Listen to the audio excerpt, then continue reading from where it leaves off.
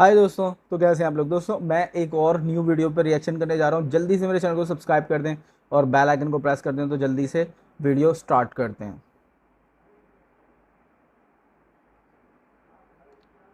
पाकिस्तान के सारे दोस्त गायब हो रहे हैं।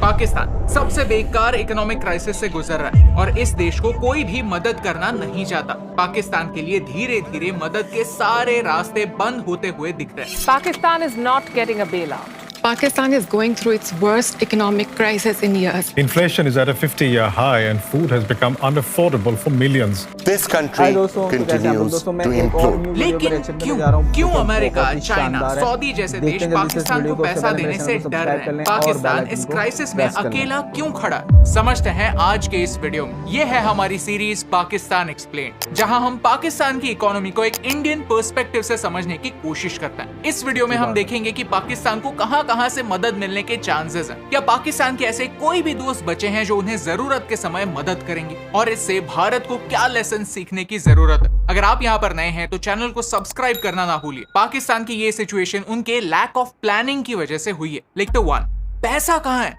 आपके स्कूल ग्रुप में ऐसा कोई ना कोई बंदा तो जरूर होगा जो कहता होगा कि भाई आज 20 रुपए दे दे, मैं कल लौटा दूंगा, और ये कल कभी आता ही नहीं। उस दोस्त का नाम अपने फोन पर चेंज करके पाकिस्तान कर दीजिए, क्योंकि पाकिस्तान की इकोनॉमी भी कुछ ऐसे ही चलती है। हर साल लोन लिया जाता है, फिर लोन का इंटरेस्ट बढ़ता है। ये पे करने के लिए पैसे होते तो है नहीं, फिर उस लोन का इंटरेस्ट चुकाने के लिए और लोन लिया जाता है, और इसमें आम जनता सफर करती है, क्योंकि इसका फायदा आम जनता को होता ही नहीं है। पाकिस्तान को एड की लत लग चुकी है, and that's the core issue. सबसे पहले देखते हैं कि पाकिस्तान पैसे कैसे कमाता है। उन्हीं के बजट को देखते हैं। रेवेन्यू रिसीट्स है 9,40,000 करोड़, कैपिटल रिसीट्स है 2,37,000 करोड़, और एक्सटर्नल रिसीट्स है 5,54,000 करोड़।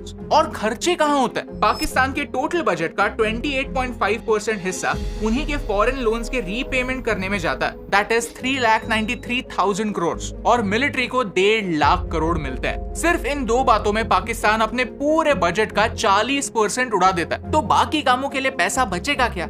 घंटा। यही लोन के हफ्ते चुकाने के लिए पाकिस्तान नए नए लोन्स लेता है। अब ये बात IMF अच्छी तरह से जानता है, और ये बात जानते हुए भी अब IMF पाकिस्तान की 23वीं बार मदद करने जा रहा है। लेकिन IMF डिसाइड कैसे करता है कि किसकी मदद करनी है और किसकी नहीं? इस बेल आउट के दो पार्ट्स होते हैं। एक होता है टेक्निकल रिव्यू और दूसरा होता है staff level review. Technical review में पाकिस्तान ऑलरेडी पास हो चुका है। 2019 में फॉर्मर PM इमरान खान ने IMF से $6 बिलियन का बेल आउट मांगा था, और इसमें से $1.1 बिलियन रिलीज भी हुए। लेकिन जब भी IMF पैसा देता है तब वो आपके सिस्टम में इंटरफियर करना स्टार्ट करता है, कुछ कंडीशंस लाता है। IMF ने पाकिस्तान को पैसा दिया, लेकिन एक शर्त पर कि आप इन पैसों का इस्तेमाल रेवड़ी पॉलिटिक्स में मत कीजिए। रेवड़ी पॉलिटिक्स यानी सब्सिडीज, फ्रीबीज। अक्सर सरकार इंपॉर्टेंट चीजों की प्राइसेस कंट्रोल करने के लिए सब्सिडीज देती है। जब तक महंगाई कंट्रोल में है, लोग खुश। और इमरान खान ने IMF के पैसों के साथ कुछ ऐसा ही किया। IMF से पैसा लिया और लोगों को सब्सिडी देकर पॉपुलर बनना चाहा। लेकिन यहाँ हम ब्लेम सिर्फ इमरान खान को नहीं कर सकते, क्योंकि शहबाज शरीफ जब PM बने तब उन्होंने यही सेम स्कीम्स कंटिन्यू रखी। अब IMF का दिमाग हट गया। वो कहने लगे कि अगर आप हमारे पैसों का इस्तेमाल पॉलिटिक्स के लिए कर रहे हो तो ये नहीं चलेगा। अब IMF बन गया है स्ट्रिक्ट। अब उन्होंने कहा कि बेल आउट चाहिए तो पहले ये सारी शर्तें मंजूर करो। अगर शर्त मंजूर है तो ही पैसा मिलेगा। शर्त मंजूर है। आप वीडियो पॉज करके ये सारी शर्तें पढ़ सकते हैं। प्लस IMF ने कहा है कि भाई टैक्स बेस बढ़ाओ। आपके बहुत कम लोग हैं जो टैक्स पे करते हैं, तो आपको अगले साल लोन की किस्तें भरने के लिए पैसा कहां से आएगा? आप फिर से आओगे लोन लेने के लिए। At the same time IMF ने यह भी कहा है कि इन्फ्लेशन 5 से 7% तक ही रखो। वही इन्फ्लेशन जो आज 35% तक पहुंच गया। पाकिस्तान के पॉइंट ऑफ व्यू से देखा जाए तो यहाँ कुआं है तो वहां पर खाई। इन्फ्लेशन कम करने के लिए सब्सिडी तो देनी पड़ेगी, जो IMF को मंजूर नहीं है। और अगर अपना इनकम बढ़ाने के लिए एग्जिस्टिंग सब्सिडीज को कैंसिल कर दिया तो लोग पागल हो जाएंगे। और IMF को ये सब पता है, लेकिन वो काफी स्मार्टली प्ले कर रहा है। पैसा देने से मना नहीं कर रहा, लेकिन डीले जरूर कर रहा है। ऐसी शर्तें रख रहा है जो शायद पाकिस्तान के लिए अनएक्सेप्टेबल हो, क्योंकि उन्हें ये पता है कि पाकिस्तान के पास ज्यादा समय नहीं है। एक टाइम आने पर उन्हें ये सारी शर्तें एक्सेप्ट करनी ही होंगी। चैप्टर 2, ये दोस्ती हम नहीं तोड़ेंगे। पाकिस्तान के कुछ दोस्त बहुत पैसे वाले हैं, जैसे सऊदी अरेबिया, UAE, कतर, और उन्होंने प्रीवियसली पाकिस्तान की मदद भी की है। आइए देखते हैं कितनी। कितनी। शुरुआत करते हैं सऊदी से। 2018 में उन्होंने $6.2 बिलियन जस्ट एवं फाइनेंशियल सपोर्ट के नाम पर दे दिए कि भाई ले ले, ऊपर से $3 बिलियन का तेल लोन के तौर पर दे दिया। 2021 में भी और $3 बिलियन का लोन दिया। 2022 में सऊदी ने $8 बिलियन का पैकेज अप्रूव किया। कतर ने पिछले साल अगस्त में $2 बिलियन का लोन दिया। 2018 में यूएई ने भी $200 मिलियन पाकिस्तान को एड के तौर पर दिए, कहा कि अपने देश में छोटे छोटे बिजनेसेस को बढ़ावा दो। फिर अगले साल 2019 में $2 बिलियन का लोन दिया। यहाँ तक यूएई ने पाकिस्तान को ऐसा ऑफर भी दिया है कि आपकी जो सारी गवर्नमेंट कंपनीज हैं उनके शेयर्स खरीदने के लिए हम रेडी हैं। लेकिन कोई भी सॉवरेन देश अपने देश की इंपॉर्टेंट कंपनीज किसी दूसरे देश को कैसे बेच सकता है? पाकिस्तान को इन 3 देशों से कुल मिलाकर $24.4 बिलियन के लोन्स और गिफ्ट्स मिले, वो भी सिर्फ पिछले 5 सालों में। पाकिस्तान के कुछ दोस्त ऐसे भी हैं जिन्होंने पैसों के तौर पर नहीं किसी और फॉर्म में अपना सपोर्ट दिखाया, लेकिन वो भी अब पाकिस्तान से दूर होना चाहते हैं। ईरान और पाकिस्तान के बीच एक गैस पाइपलाइन बिछाने की बात 1950 से चली आ रही है। ईरान पाकिस्तान पाइपलाइन प्रोजेक्ट 1999 में शुरू हुआ और ईरान ने अपने साइड की पाइपलाइन कब की बना ली, लेकिन पाकिस्तान ने अपनी साइड की पाइपलाइन बनाई नहीं। अब ईरान ने कहा है कि 2024 से पहले अपने साइड की पाइपलाइन का काम खत्म करो, नहीं तो नुकसान भरपाई करो। जो पाकिस्तान ऑलरेडी बैंकरप्ट होने जा रहा है, उससे ईरान $18 बिलियन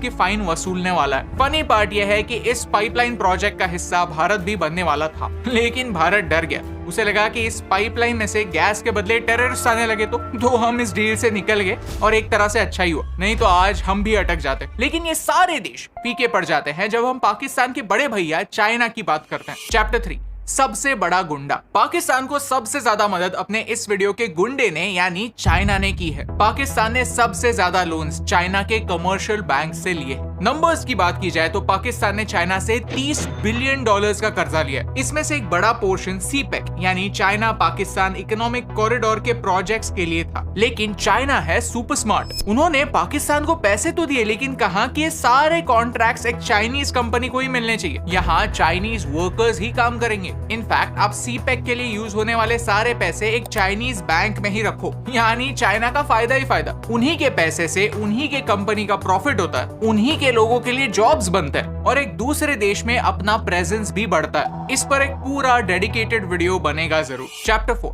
तो प्रॉब्लम क्या है? अब जिन अलग अलग पार्टीज ने पाकिस्तान को प्रीवियसली मदद की है वो 3 ब्रॉड रीजंस की वजह से की। एक है ह्यूमैनिटेरियन ग्राउंड्स पे, जैसे कि IMF ने, ताकि पाकिस्तान में रीजनल स्टेबिलिटी रहे, एक सिविल वॉर ना। सेकंड रीजन है common interest. Saudi, Qatar, Turkey, UAE, Iran ये मुस्लिम देश हैं और पाकिस्तान भी, तो नेचुरली वो अपने भाइयों की मदद करना चाहते हैं। और तीसरा रीजन है प्योर इकोनॉमिक रीजंस। चाइना यही करता है, प्रॉफिट देखकर पैसा लगाता है। पाकिस्तान के लिए सबसे बड़ा प्रॉब्लम यही है कि ये सारे रीजंस इरेज हो रहे हैं। चाइना अपनी सीपेक के ऑपरेशन स्लो डाउन कर रहा है। पैंडेमिक के बाद पूरी दुनिया का चाइना पर से विश्वास उठ गया और इसका इम्पैक्ट चाइना की इकोनॉमी पर भी हो रहा है। तो चाइना सीपेक के नाम पर पाकिस्तान को और पैसा नहीं दे रहा। टर्की और ईरान पाकिस्तान पर अब विश्वास नहीं करता और सऊदी तो पाकिस्तान से रूठ गया है। पाकिस्तान ने इमरान खान के अंडर एक स्टंट किया। कतर, टर्की, मलेशिया और पाकिस्तान ऐसे 4 देशों को मिलाकर अवेंजर्स बनाने की कोशिश की,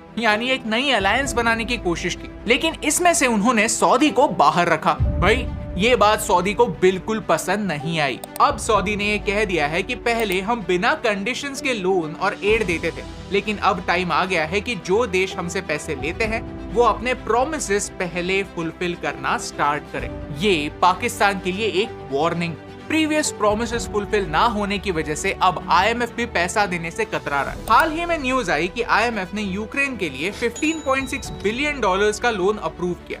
अमेरिका ने सिलिकॉन वैली बैंक को बचाने के लिए रातों रात $300 बिलियन छाप दिए। IMF और वेस्टर्न देशों की प्रायोरिटीज अलग है, ये अब हम समझ गए, और इन प्रायोरिटीज में पाकिस्तान और श्रीलंका जैसे देश नहीं आते। Chapter 5, lessons for India. अब आते हैं हम इस वीडियो के सबसे इंपॉर्टेंट पॉइंट पर कि भारत को पाकिस्तान से क्या लेसन सीखने की जरूरत है। सबसे पहला लेसन है there are no free gifts. Pakistan के इकोनॉमिक हालात देखकर हमें हंसने की बिल्कुल जरूरत नहीं है। इनफैक्ट हमें फोकस हमारे खुद की इकोनॉमी सुधारने पर करना चाहिए। हमारे बजट को देखें तो हम हमारे खर्चे भी टैक्स रेवेन्यू से पूरे नहीं कर सकते। हमें पैसा कम पड़ता है और हम हर साल 40% पैसा उधार लेते हैं। ये पाकिस्तान जैसे बेल आउट्स नहीं है, बॉन्ड्स है जिनमें मोस्टली हमारे देश के ही सिटीजन्स इन्वेस्ट करते हैं। लेकिन मुद्दा यह है कि भारत अपने सारे खर्चे पूरे करने जितना पैसा नहीं कमाता। इन लोन्स पर हमें इंटरेस्ट पे करना पड़ता है और ये हमारे बजट का सबसे बड़ा हिस्सा होता है। जो पैसा देश की डेवलपमेंट में इन्वेस्ट हो सकता है वो सिर्फ इंटरेस्ट पेमेंट में चला जाता है। पाकिस्तान में 2022 में डेवास्टेटिंग फ्लड्स हुए। They were called the worst floods in a century. In floods की वजह से पाकिस्तान की इकोनॉमी प्रॉब्लम्स में आई। कल जाकर अगर इस लेवल की किसी नेचुरल कैलामिटी का भारत को सामना करना पड़ा तो शायद भारत के पास भी उतने पैसे ना बचे। It is said that loan steel the resources of the future. हम अगर कल के रिसोर्सेस आज ही खर्च कर देंगे तो कल हमारे पास पैसे नहीं बचेंगे। दूसरा लेसन यह है कि हमें गरीबी की साइकिल से निकलना पड़ेगा। वीडियो की शुरुआत में हमने देखा कि IMF अब पाकिस्तान के साथ स्ट्रिक्टली बर्ताव कर रही है क्योंकि पाकिस्तान का ट्रैक रिकॉर्ड खराब है। डिप्लोमैट का ये आर्टिकल कहता है कि जब भी पाकिस्तान में कोई नई सरकार आती है उनका पहला मूव यही होता है कि कटोरा लेकर दूसरे देशों के पास जाए और मदद की भीख मांगे। पाकिस्तान आज एक विशियस साइकिल में अटक चुका है। देश में प्रॉब्लम्स हैं, इसीलिए देश में गरीबी है। लोग गरीब है तो टैक्स से पैसा नहीं आता, पैसा नहीं आता तो IMF से लोन लेना पड़ता है। ये लोन इन्हीं गरीब लोगों को खुश रखने के लिए, टेम्पररीली शांत करने के लिए सब्सिडीज के रूप में खर्च होता है। लेकिन क्या इससे गरीबी कम होती है? बिल्कुल नहीं। हम कब सीखेंगे कि सब्सिडीज एक बैंड एड की तरह एक टेम्पररी सोल्यूशन है? भारत भी फ्री का पानी, फ्री की इलेक्ट्रिसिटी, फ्री का राशन जरूर देता है, लेकिन इसका सारा फायदा करप्शन खा जाता है और गरीब लोग गरीब ही रहते हैं। इस मामले में भारत पाकिस्तान से डिफरेंट नहीं, बस थोड़ा सा लकी है कि हमारे पास थोड़ी बहुत बड़ी इंडस्ट्रीज हैं। ऑनेस्ट सैलरी देने वाले लोग हैं जिन्हें टैक्स कट कर ही पैसा हाथ में आता है। ये है देश का वर्किंग क्लास जो देश को चलाता है। अपने कंधों पर 1.4 बिलियन इंडियंस की रिस्पॉन्सिबिलिटी लेता है। The third lesson for Bharat is हमें हमारा इनकम बढ़ाना होगा। इनकम यानी देश का रेवेन्यू। फोकस मैन्युफैक्चरिंग पर करने की जरूरत। जब भी हम शॉपिंग करने जाते हैं तो एक चीज जरूर देखते हैं कि प्रोडक्ट बना कहां पर है। पेंडेमिक से पहले सारी चीजें चाइना से आती थी, अब सिचुएशन बदल रही है। मेड इन चाइना चीजें कम हो रही है, लेकिन ये चीजें बन कहां रही है? भारत में नहीं, वियतनाम में। सोचिए, हमारा मैन्युफैक्चरिंग सेक्टर इतना टूटा हुआ है, इतना ब्रोकन है कि हमें किसी दूसरे देश से इंपोर्ट करना सस्ता लगता है। मेरी पर्सनली यही कोशिश रहती है कि ज्यादा से ज्यादा इंडियन प्रोडक्ट्स हम ढूंढे और उन्हें ही खरीदें ताकि मैक्सिमम रेवेन्यू किसी भारत की कंपनी को मिले। टूरिज्म, फार्मास्यूटिकल्स, क्लोथिंग, इन सारी इंडस्ट्रीज में भारत को बेहतर बनना ही होगा। बाहर से पैसा भारत में लाना होगा एंड मोस्ट इंपॉर्टेंटली भारत का कम से कम पैसा कैसे भारत के बाहर जाए ये देखना होगा। अगर आपको इस वीडियो से वैल्यू मिली, कुछ नया सीखने मिला तो हमें सोशल मीडिया पर फॉलो करना ना भूलिए and make sure to check out Coding Invaders. Description में मैंने आपके लिए एक स्पेशल लिंक दी है, क्लिक कीजिए और यूज कीजिए कूपन कोड AN27 ताकि आपके कोर्स फीस पर आपको 27% डिस्काउंट मिले। So hurry up, click on the link in the description. क्योंकि आज पाकिस्तान की कोई भी मदद नहीं करना चाहता और इसके लिए भारत को खुश होने की कोई जरूरत नहीं है। उल्टा हमें चिंता जतानी होगी, आत्मनिर्भर बनना ही होगा और अपने दम पर आगे बढ़ना होगा। Because only a fool learns from his own mistakes, a wise man learns from the mistakes of others. और यही इंपॉर्टेंट बात आप तक पहुंचाने से मुझे फर्क पड़ता है।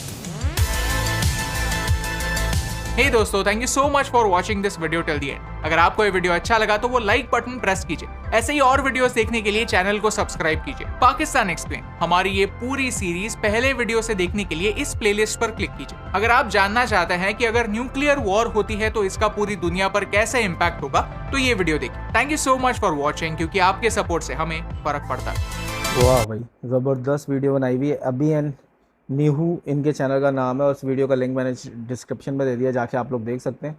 इस वीडियो के अंदर इन्होंने जितनी बातें की हुई हैं बिल्कुल सही हैं। पाकिस्तान इस टाइम वर्स्ट क्राइसिस से गुजर रहा है, ये बात सही है। इन्फ्लेशन 50 सालों के हायर सतह पर है, ये भी बिल्कुल सच है। और जो इन्होंने वजूहात बताई हैं वो भी ठीक है, पर उसमें एक वजह इन्होंने शायद इग्नोर कर दिया, भूल गए। वो वजह ये है कि हमारे पास हमारे जो करप्ट हुक्मरान हैं उनकी वजह से हम लोग इस सिचुएशन पर पहुँचे हैं। ये नहीं है कि पाकिस्तानी कौम जो है वो काम नहीं करती, हडराम है, उनको काम करना आता नहीं है और काम करना चाहते नहीं है, ऐसा नहीं है। बहुत सारे लोग इस टाइम भी बेरोज़गार हैं, काम करना चाहते हैं, काम ढूंढ रहे हैं, काम करके पैसा कमाना चाहते हैं सही लीगल वे के अंदर। पर मसला ये है कि हमारी जो पॉलिटिकल वो चल रही है ना इनस्टेबिलिटी, कि वो बोल रहा है ये ठीक है, ये बोलता है वो ठीक है, अब कोई हुकूमत चल नहीं पा रही है और कोई भी पॉलिटिकल स्टेबिलिटी रह नहीं पा रही पाकिस्तान के अंदर। इसकी वजह से बहुत ज़्यादा लॉस हो रहा है और करप्शन की वजह से बहुत ज़्यादा लॉस हो रहा है। और बाकी ये सारी बातें सही हैं कि हम लोग बार बार लोन ले रहे हैं और लोन के डेट के नीचे दबते जा रहे हैं, दबते जा रहे हैं, क्योंकि वही बात है कि हम 20 जो भी कमाते हैं 28% उसका रिटर्न करने में लगा देते हैं। ठीक है, जब 28% रिटर्न दे देते हैं तो फिर बचता ही क्या है? कुछ भी, मतलब आप इंफ्रास्ट्रक्चर के ऊपर काम नहीं कर सकते, आप एजुकेशन के ऊपर काम नहीं कर सकते, इंडस्ट्री पे काम नहीं कर सकते, तो बचा ही कुछ नहीं। तो आपने सिर्फ वही करना है कि आपने पॉजिटिव थिंकिंग के साथ अपना एक प्लान बनाना है, उस प्लान को लेके चलते जाना है आगे। अब ये काम तभी हो सकता है कोई लॉयल हुकूमत आए, ठीक है, और वो काम करना शुरू करे, सही सिमत में लेके जाए चीज़ों को, और आहिस्ता आहिस्ता हम इस डेट ट्रैप से निकल जाएं।